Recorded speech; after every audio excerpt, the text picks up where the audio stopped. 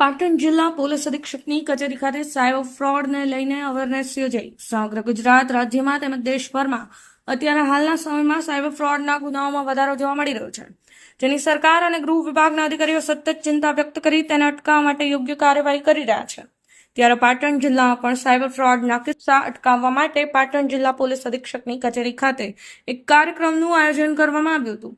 રાજ્યમાં હાલના સમયમાં શિક્ષિત અને અભણ લોકો બેજબાજ મહાગઠોના દ્વારા કરવામાં આવતા સાયબર ફ્રોડના શિકાર ન બને તે માટે જિલ્લા પોલીસ અધિક્ષક રવિન્દ્ર પટેલ દ્વારા એક સાયબર અવેરનેસ કાર્યક્રમનું આયોજન કરવામાં આવ્યું હતું, જ્યાં પોલીસ અધિક્ષક રવિન્દ્ર પટેલે તમામને કેવી રીતે સાયબર ફ્રોડ કરવામાં આવે છે, જ્યારે તમારી સાથે ફ્રોડ થાય ત્યારે કેવા પ્રકારના પગલાં ભરવા તેનું માર્ગદર્શન આપવામાં આવ્યું હતું।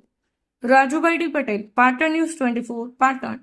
સાયબર ક્રાઇમ ફ્રોડ બાબતે જે આજે પ્રેસનો મુદ્દો છે એમાં તમામ મીડિયા મિત્રોના માધ્યમથી તમામ પાટણ નાગરિકોને જણાવવાનું છે, જેટલા પણ સાયબર ફ્રોડના બનાવો બનતા હોય છે મોટાભાગે જોવામાં આવતું હોય છે કે ભોગ બનનારના અને અન્ય જે મધ્યમ વર્ગીય લોકો છે એમના તમામ અકાઉન્ટો ફ્રીઝ કરવામાં આવે છે, જેથી એવું પણ જોવામાં આવ્યું છે કે જે નાણાં ફ્રોડના હોય છે એ ઉપરાંત પણ નાણાં ફ્રીઝ કરવામાં આવતા હોય છે, જેથી લોકોને આ બાબતે ઘણા પ્રશ્નનો સામનો કરવો પડતો હોય છે।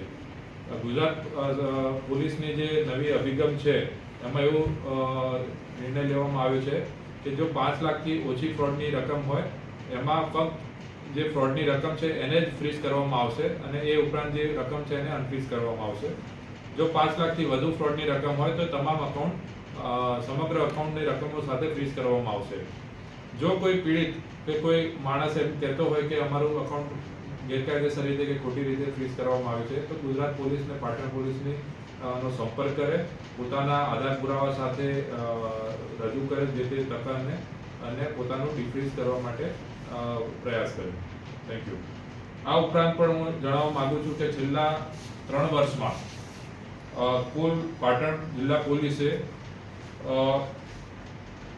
33 લાખ જેવી રકમ જે વોલેટ મારફતે જે ફ્રીઝ કરવામાં આવી હતી એ પરત કરવામાં આવી છે પાટણના નાગરિકોને, અને જે બેંક ખાતામાં ફ્રોડ થયું હતું એમાં કુલ 81 લાખની રકમ જે ફ્રીઝ કરવામાં આવી હતી એ કોર્ટ મારફતે કુલ 60 લાખ જેટલી રકમ પરત કરવાની કોશિશ ચાલી રહી છે।